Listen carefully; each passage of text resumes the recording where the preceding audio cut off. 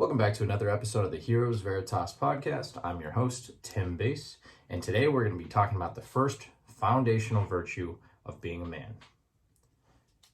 I want to start today by providing a quote. It's by Seneca. It's a Stoic philosopher. If you haven't looked into Stoicism or the philosophy of Stoicism, I recommend doing it. It does provide a lot of perspective on dealing with the ups and downs of life and the emotionality and morality of life. Gives a very easy, for lack of a better word, or simple binary look at the way life works. And Marcus Aurelius has a lot of great quotes. This quote is from Seneca, and the quote is, "The man who has anticipated the coming of troubles takes away their power when they arrive." And the reason that I bring up this quote is because the first virtue is rooted heavily in the preparation of something that may or may not ever occur. But if it ever did occur, you'd rather have the first virtue than not have it. And that first virtue is strength. Strength is by far the prerequisite for everything after your choice of being a man. Obviously, as men, we have a way of doing things. We choose our own path. We believe our way is right, whether society agrees with us, the people in our lives agree with it or not. We are biologically wired to make decisions, accept the accountability, and say, nope, this is the path I'm going. And that dates back to nomadic tribes, that dates back to being leaders of our tribes, and our decisions being the root of life or death for not only ourselves, but everybody in that tribe as well. So we're used to making decisions and sticking to them. And a lot of times in our society, especially women, and the way that we're perceived as men is, oh, they're stubborn. Oh, they don't like asking for directions. Oh, they don't like admitting when they're wrong. No, because we're wired not to admit when we're wrong. We're wired to take accountability for our decisions. And no, we don't like asking for help, because asking for help is almost a sign of weakness.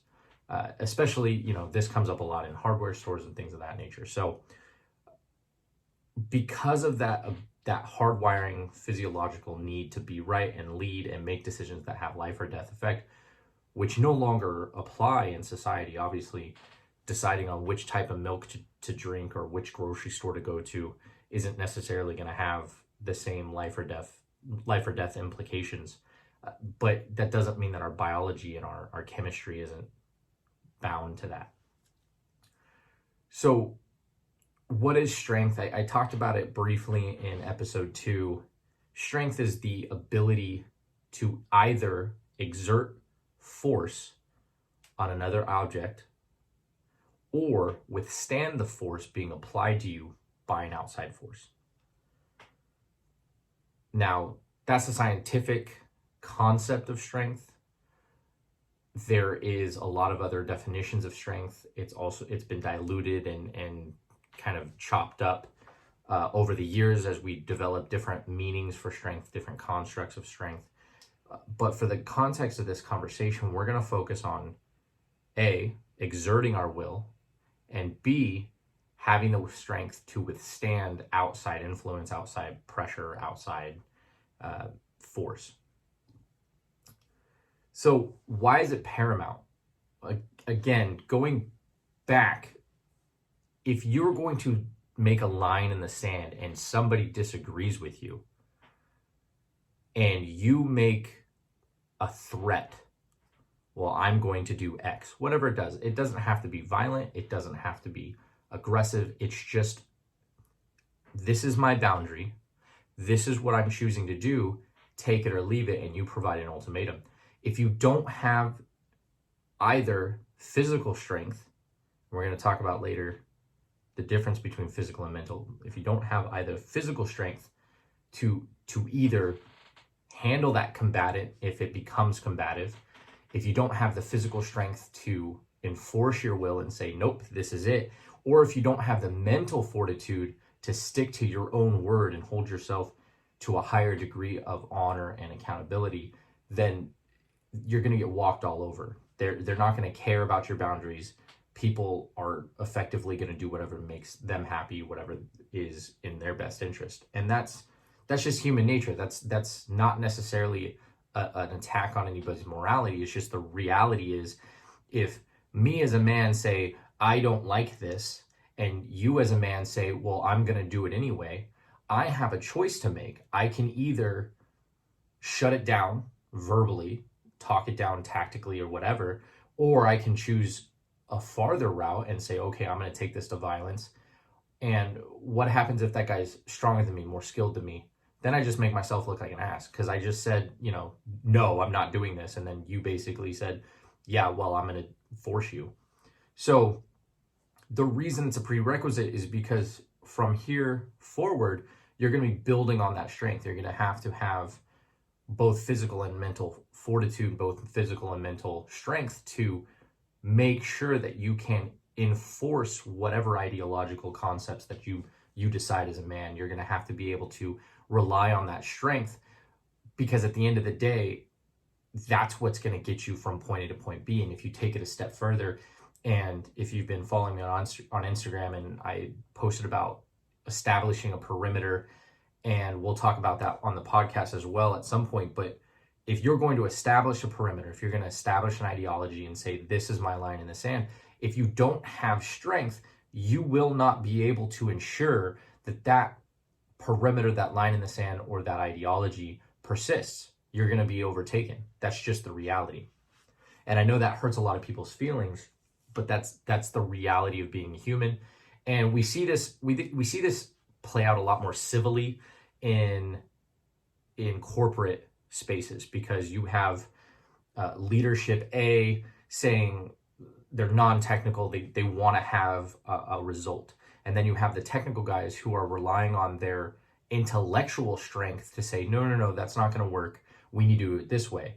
And what ends up happening is you end up in a conflict, but you start battling with different merits. You have different weight. So the leader says, well, I outrank you, so I'm making the decision. And the other person says, well, I'm more technical, and I'm telling you this is the wrong way to go.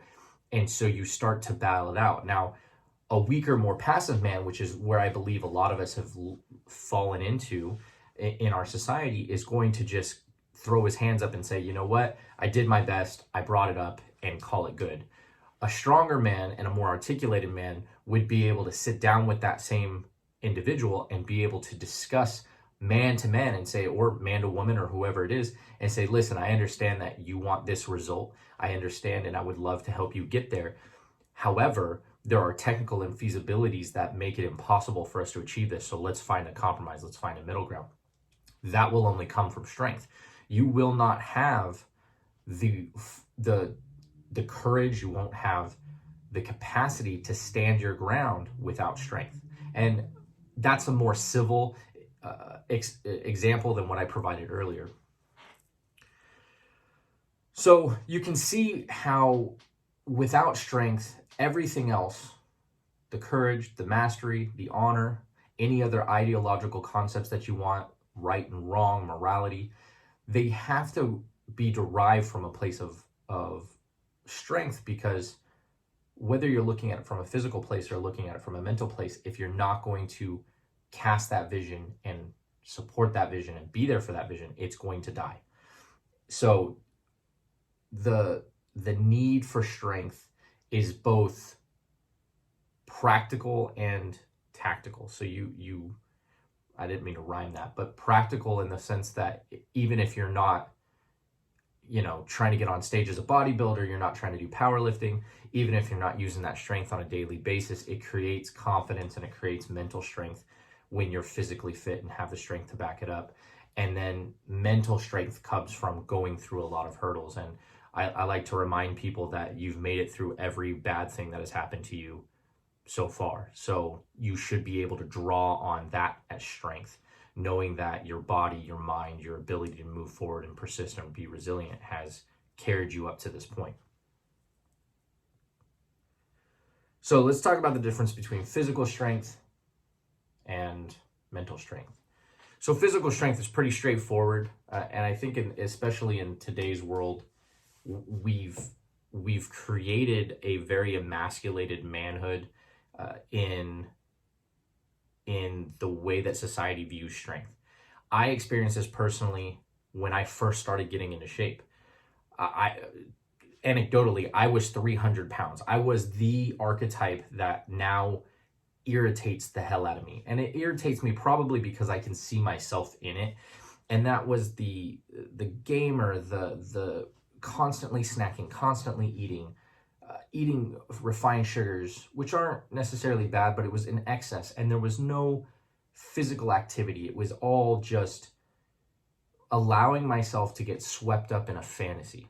And that's effectively what is happening. When we don't cultivate strength, especially as men, we start to, whether consciously or subconsciously, we know we are built for more. We know subconsciously, at the very least, that we are designed for more. We seek adventure. No boy grows up playing lawyer or corporate world, or those aren't things that we dream for. We dream for adventure. We slay dragons and beasts and mystic things of great epic legendary proportions. We seek to move our bodies. We climb. We're rambunctious. That is the natural order of man. That is how boys become men. However, as a recent book that I was reading pointed out, and I'll put it in the notes because the name and the author are escaping me right now, but he talks about how often a mother tells a boy, don't climb, don't be loud, don't run, don't do anything crazy, don't take risks, ultimately emasculating the boy into manhood. And if a man isn't there to step in and initiate him into manhood and say, okay, all those don'ts need to be corrected to do what you think is right, but do so to fulfill your heart and for the right reasons, and to become a stronger, more functional member of your tribe and provider. But if no initiation happens, if there's no sports, there's no coaches, there's no manhood rite of passage, then it ultimately becomes scared, passive men who have lost connection with their true purpose, their true nature, which is to be physically fit, physically capable, the utility of being able to fight and scrape and work with our hands and develop ourselves into these creatures of great utility and tactical use. We instead end up at a cubicle typing away with soft hands and rolled shoulders, no muscle mass, overweight, obese, which is, I believe, currently something like 60% of the US is obese at 40% obese. What I mean by that is there's 60% of America is obese at 40% or above, which tends to happen a lot with men. And as we indulge that idea that, being lazy and being physically unfit is okay and somehow courageous because it's healthy to be fat, which it's not, we are robbing ourselves as men of our biological power to do great things. So I go back to my story of I was 300 pounds, I was playing video games, and I'm playing MMOs. I love RPGs. I love allowing myself to get swept away in this character because there's mythical beasts and things, and I can play out those boyhood dreams of doing something legendary instead of just being at work. So I was literally working 15 hours a day, 6 to 7 days a week. I would go into work. I'd sit for that 10 to 15 hours on the phone typing. I'd then go home, play video games till the wee hours of the morning, and then wake up and do it all over again. And I did that for absolute years and years and years. And that's exactly where my ex-wife at the time wanted me to be, because I was passive, I was agreeable, I was easygoing. She didn't have to worry about me doing anything that would risk her stability. But internally, I was imploding. I was absolutely imploding. I was hating every minute of myself and just putting a Band-Aid or a mask over it by playing video games or watching television and thinking that was okay. And society told me it was okay, and my ex-wife told me it was okay, but internally I knew it wasn't okay. And finally, my right knee collapsed as I was going down the stairs one morning. I lived on the third floor, and went to the doctor, and he's like, you know what? There's nothing wrong with your knee. You're just a fat ass and it couldn't handle your weight anymore. You have no muscle mass to think of. Your cartilage is fine. It just lacks the physical strength to be able to lift your big ass body. And having been in a wheelchair earlier, like 2 years earlier, for the period of a year and a half, it scared the shit out of me. I literally went and got a gym membership that day, and I started walking and running 5-10 miles every day, and I lost probably close to 100 pounds within 3 months, 4 months. I was super anemic. I had no muscle mass on me whatsoever. Don't get me wrong, I was the quote unquote healthy, but I was eating like shit. I was eating less than 500 calories. I knew nothing of nutrition. I knew nothing of bodybuilding. I knew nothing of actually building my muscles for a utility or purpose. I literally just wanted to be skinny, and that's what I called healthy.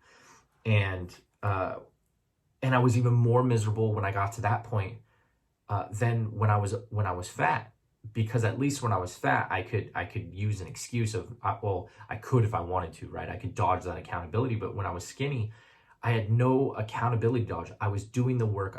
I wasn't eating, but I was just ignorant. And what I finally realized is that I was unhappy because on both sides of that spectrum, skinny or fat, I was not living up to my potential. I was not the badass that I grew up believing I was. I wasn't the badass that I made sure to develop myself into through, learning from the stories of my grandfather, who was a literal badass. He was on his own from the age of 9 to 11. He survived by trapping furs in Montana and selling them with his hunting dog. Left alone, his brother came and got him when he was 11. And then they went on the rodeo circuit. I mean, these guys were badasses. He served in the Korean War. He was a Marine. My dad, I grew up listening to stories about them getting into bar fights and glorifying battle, glorifying combat, glorifying these feats of strength. And I loved it. And I wanted to be that. So I cultivated that. And then I got to the real world outside of my family, outside of my tribe. And I say the real world, but what I mean is just the outside world from my internal nuclear family. And I was chastised for strength. I was chastised for being proficient in combat. I was chastised for enjoying the feeling of being in an adrenaline pumping fight. I was chastised for those things. And so I buried it, thinking that, my family was crazy and we did crazy things. And it's just one of those things. And I put myself in a box. And when I looked in the mirror when I was 170 pounds, 175 pounds, and I was rail thin, I was more miserable than I was fat. And what I realized was that I didn't want to be skinny. I didn't start working out to look like I needed to eat more. I didn't want to work out because I wanted to be the, picture, quote unquote, of health that other people put. I wanted to be skinnier so that my body would function. I wanted to be muscular. I grew up on comic books and heroes and 007 and Jason Bourne and you name it. I grew up on these fantastic male role models of masculinity and strength and honor, and my dad and my grandpa, who I've watched take on, 3-5 guys because they were skilled, they were able to do it, and the other guys weren't. I mean, it was insane. And then I look at myself and I'm like, dude, you need a fucking sandwich. You need to eat, dude. I had bags under my eyes. I had loose skin. I was skinny, yeah, but I hated myself. And the reason was because I was not the picture that I wanted to be. I had no muscle. I had no utility. Like, what use would I be? Call tech support? Like, that's not what I wanted to be.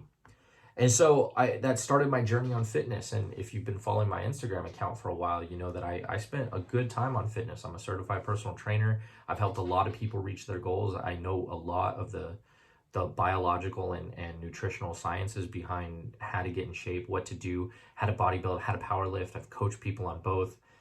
And I love it. It's super interesting. So, when we create the group in Heroes Veritas, that's very much going to be a big part of it, is making sure we generate strength back in men. We give them utility in strength so that they can they can feel confident and in their ability to at least withstand and enforce their own will. Because what I've learned is when you're strong as a man, confidence comes with it. You don't worry about as much as you would when you're weak. And I think the best juxtaposition of this is women. The thing that most guys don't understand, and I've had a lot of conversations with women on this point, is men don't fear the world. Like, we don't walk to our car worried we're going to get jumped and raped. I know that spikes people, but that's a real fear for women. They literally cannot walk to the car without checking their 20 times to make sure they're not being followed, because they could easily be captured and raped. That comes from knowing that they are not physically strong enough to withstand an attacker. The women that don't feel that fear are the ones that take the necessary precautions. They either get force multipliers, or they take martial arts, they get self-defense lessons, they carry a firearm or a knife or a taser or pepper spray. It absolves them of their fear, because those are things that allow them to feel strong. It allows them to feel powerful. And so men don't feel that when we're strong, but men very much will feel that when they're weak. We start to feel like imposters when we're weak. We feel that we can't gel in public situations as well. We can't hang out with our guy friends. We can't drink as much, because if we get drunk, shit can pop off and we wouldn't be able to handle it. I've seen that many times. So strength, physical strength, makes things easier for men. It makes things more enjoyable for men, I believe. And I love the quote, "Those who try to do the things the easy way will have a hard life, but those who try to do it hard things will have an easy life." And I'm paraphrasing, so I'm sure I messed that up in some way, but the idea is the same. If you seek the path of ease and of least resistance, then when resistance finds you, and it will, because life is about struggle, there's always conflict, you won't have the skills and tools to handle it, and you're just going to collapse like a deck of cards. However, if you put yourself into difficult situations, you train hard, you work with your hands, you generate skill sets, you make sure that you're physically capable of handling anything that gets thrown at you. As those struggles and conflicts arise, you're going to be more capable of handling it, and therefore your confidence is going to go through the roof. And that segues really well into the mental strength as well. I believe in working not only my mind or my body, but also my mind. I like to read. I like to converse with people, not only of my same mindset, but of different mindsets, because it helps. I don't believe in doing anything in a silo, because it being in your own echo chamber, you start to get a little wonky. You start to believe things that aren't necessarily true, and you don't have a reality check. You don't have a benchmark or a metric to go against your own logic. So I love conversing. I love reading. I love learning from different places. And that all builds into mental strength. I know that I can have a conversation with somebody and go toe to toe with them, even in a topic I don't know about, because I have the skills to converse with them, be open about the fact that I don't know it, which a lot of guys, because they don't navigate strength, both mental or physical, they start to try and bluff their way through things, which is normal, right? You don't know anything about cars, but guys are supposed to know stuff about cars. So when they're talking to the mechanic, and the mechanic's sitting there talking about something, they nod along like, yeah, I thought it was that, and they pretend like they know when they don't know. Part of strength is realizing that you don't know, and it's okay to not know. But part of that, the mental strength, is giving yourselves the tools to be able to articulate, hey, I don't know, but know that you can find out. And the tools to be able to say you don't know without feeling weak or showing weakness. Because again, going back to my earlier statement, we're hardwired to have the answers, because once upon a time, we were the ones that had to have the life or death choices that had implications to the tribe. So we don't like saying we don't know. But if you never say you don't know, then you're going to constantly never know. So there's tactics and ways to develop your mindset to understand how to say, hey, I don't know, in a way that doesn't show weakness. It shows strength. You can turn it into a strength. And you do that by leveraging life experiences. You do that by uh, obviously, not sitting in an echo chamber, making sure to have conversations. But moreover, you do this by being critical of yourself in a way that's not chasing the rabbit down the negativity, depressing rabbit hole. It's actually like critical in a way that's progressive. Like, did I do it the right way? Should I have done it a different way? What's a better approach to that? How would I have preferred to do that? And just taking inventory of how you interact. And then over time, that becomes very, one, cathartic, but it also becomes very second nature, because you can start to have those inventory checklists in your head that just kind of pop off, like, I wish I had said this differently. So the next time you can say it differently. And that's what I mean by you can convert weakness into strength in that way without having to continue to be weak, because not actually knowing is a weakness. You should know, because at the end of the day, as a man, we should be in our own right, for the most part, functional. Now, do I mean you need to know everything? No. You have strengths and you have weaknesses, and if you have weaknesses, understand what those weaknesses are and bridge that gap somewhere. Don't spend a lot of energy on it, because then you're just wasting energy on stuff that you're just not good at. And that's okay, but you need to figure out how are you going to get that fulfilled? YouTube videos, Google searches, talking with people, connecting people in your tribe that have that skill set. But you gotta shore up those weaknesses. Your weak side needs to be your strong side, and your strong side needs to be your strongest side. So it's one of those things where there are tactics to strengthening that up. So I'm gonna roll it back a little bit, because I do get on my soapbox, and I want to finish out this episode with some real tactical ways of developing strength. I touched on them here and there throughout the episode, but I want to create a summary. So to summarize, strength is the first and most important prerequisite virtue for all subsequent virtues: courage, mastery, honor, and any other ideology that you want to apply to your life. Strength is going to be required. You're going to need both physical and mental strength in order to ensure the survival of whatever ideology or ethos that you want to put out in the world, because you are going to see conflict, you are going to see struggle. People are not going to agree with you, and how you handle that is going to determine the longevity of that ideology and that thought process. Physical strength obviously is pretty straightforward. This is staying active. I highly recommend getting a gym membership, learning the basic moves, compound lifts versus concentrated lifts. You need to figure out basic nutrition, proteins, carbs, and fats. I highly recommend looking at the utility that you're trying to accomplish. Are you trying to be mobile? Are you trying to be strong? Are you trying to be endurant? Do you want to be an overall?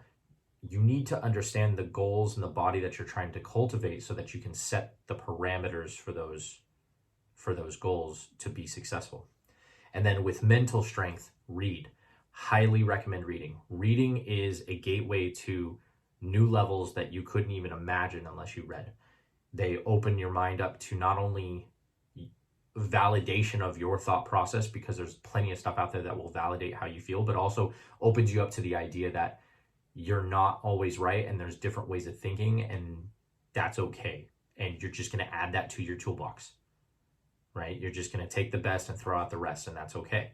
Apply it as necessary. Have conversations with people. That's part of the reason here is Veritas is going to be a group, and then later on an inner circle, because you might not necessarily feel the loyalty to a large group of 300 to 500 people to share vulnerably and get the most out of that group. But if you get into a small 8 to 15 person group, you're going to have better loyalty. You're going to be able to conversate more. You're going to be able to dive into the bigger issues, deal with imposter syndrome and feeling like you're drowning. And these are all normal feelings of men, especially in our society, because we've all become emasculated and passive. And there's something in us that's calling for more, calling for adventure, calling for passion, calling for being the badass, calling for being more physical. And You won't know how to peel those layers back by talking to yourself in an echo chamber. You might not feel comfortable talking about it with your tribe because you're afraid of showing weakness to your tribe. So Heroes Veritas is really going to give us that outlet of loyalty and connection and camaraderie so that we can build into those questions and really open those conversations up. And also with mental strength, revisit past trials, revisit past struggles, but don't do it in a way that's oh, woe is me and victimizing it. Look at it as a strength. Look at it and say, wow, I overcame this thing. What did I gain from that that I can leverage today that can make me mentally strong? And again, conversate. I want to take a step back from revisiting the life lessons and look at conversate. Not only, I want to make it known, like conversate with not only people that see the same way you do, conversate with people that see it differently than you, because different perspectives may give you an eye-opening experience. You may not agree with everything they say, but there might be something you didn't think of. I have these conversations a lot over 2020, a lot of debates, a lot of discussions. As long as the respect was there and the conversation stayed civil, which some didn't. Some people let their emotions run wild. But I have a friend that I talk to often. We don't see eye to eye at all. We've known each other since high school. We do not see eye to eye at all. But the end of every conversation ends with, hey, I appreciate you having the conversation with me. It gave me some things to think about I didn't think about before. And the respect continues. That is mentally strong for both of us, because he's able to say, hey, I don't agree with you, but I can take it under advisement. And I can say, I don't agree with you, but I can take it under advisement, and we can take it back and we can mull on it on our own. That's part of being mentally strong. So with that summary, I'm going to leave you with one more quote. And this is why I train as hard as I do. It's once I heard it, it allowed me to reframe the utility of my workouts to be more functional rather than aesthetics or chasing something that doesn't actually align to me. Train with the purpose and motivation that you will be the hardest person someone ever tries to kill. Tim Kennedy. Train with the purpose and motivation that you will be the hardest person someone ever tries to kill. That is the importance of strength. With that, catch you guys next time on the next episode of Heroes Veritas podcast. Make sure to follow us on YouTube, Apple Podcasts, Spotify Podcasts, whatever platform you choose. Follow us on Instagram. My personal is at CTimRain. The Heroes Veritas is at Heroes_Veritas. You can also join the mailing list at heroesveritas.com. And soon to be, we'll have a Facebook group that you'll be able to join as well.